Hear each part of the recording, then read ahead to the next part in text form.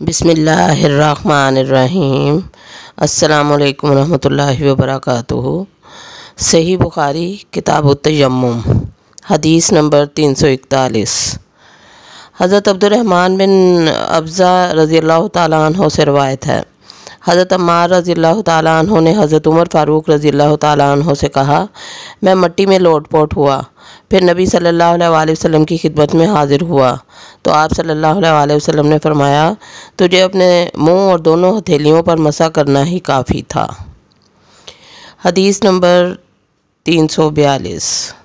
حضرت عبد الرحمن بن ابزہ رضی اللہ تعالیٰ عنہ سے روایت ہے، فرماتے ہیں کہ حضرت عمر رضی اللہ تعالیٰ عنہ کے پاس میں موجود تھا، ان سے حضرت عمار رضی اللہ تعالیٰ عنہ نے کہا، پھر انہوں نے حدیث سابق بیان کی۔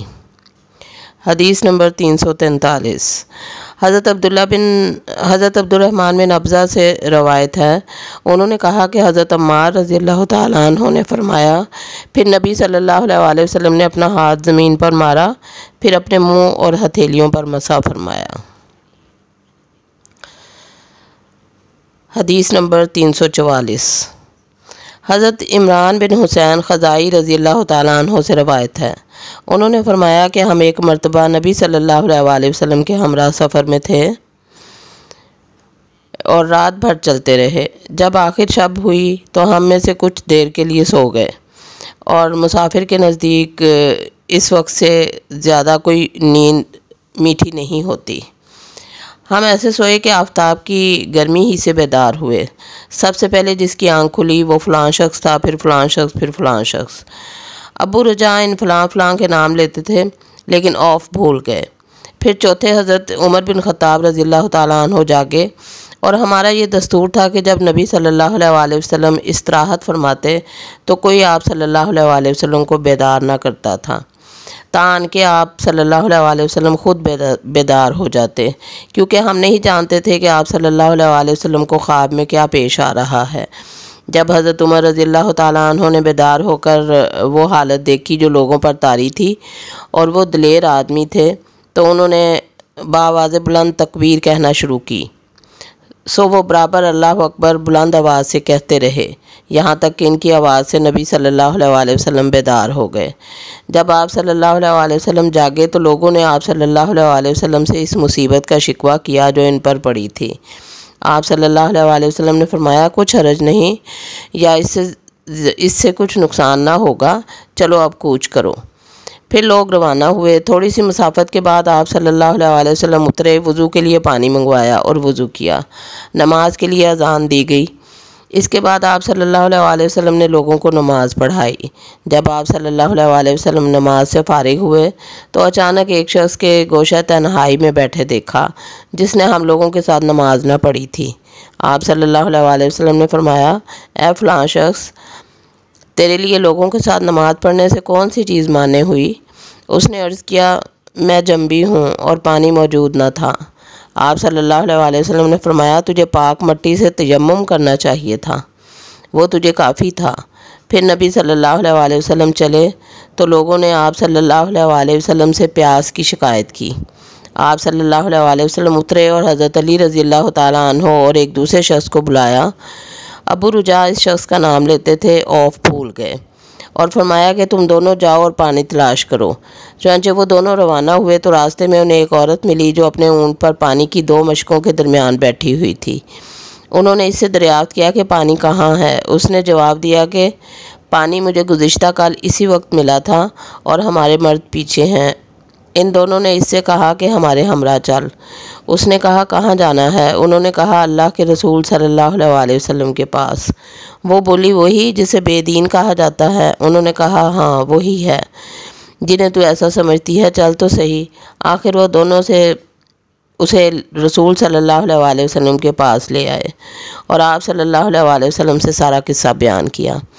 حضرت عمران رضی اللہ تعالیٰ عنہ نے کہا کہ لوگوں نے اسے اونٹ سے اتار لیا اور نبی صلی اللہ علیہ وآلہ وسلم نے ایک برتن منگوایا اور دونوں پکھالوں یا مشکوں کے منہ اس میں کھول دیے، پھر اوپر کا منہ بند کر کے نیچے کا منہ کھول دیا اور لوگوں کو اطلاع دی کہ خود بھی پانی پیو اور جانوروں کو بھی پلاؤ۔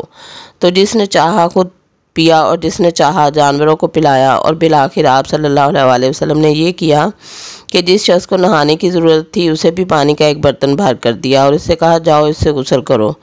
وہ عورت کھڑی یہ منظر دیکھتی رہی کہ اس کے پانی کے ساتھ کیا ہو رہا ہے۔ اللہ کی قسم جب پانی لینا بند کیا گیا تو ہمارے خیال کے مطابق وہ مشکیں اب اس وقت سے بھی زیادہ بھری ہوئی تھیں جب آپ صلی اللہ علیہ وسلم نے ان سے پانی لینا شروع کیا تھا۔ پھر نبی صلی اللہ علیہ وسلم نے فرمایا اس عورت کے لیے کچھ جمع کرو۔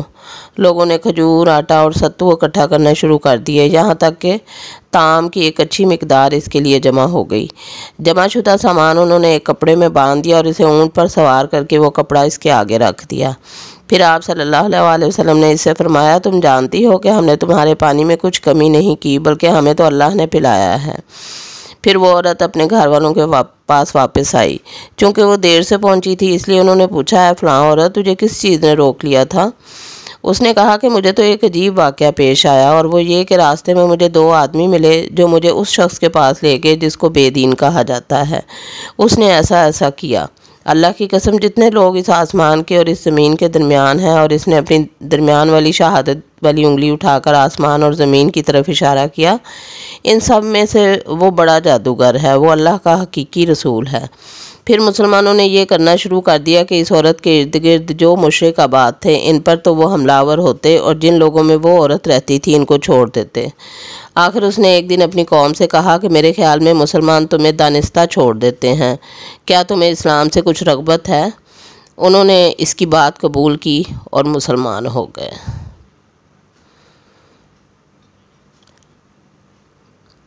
حدیث نمبر 345۔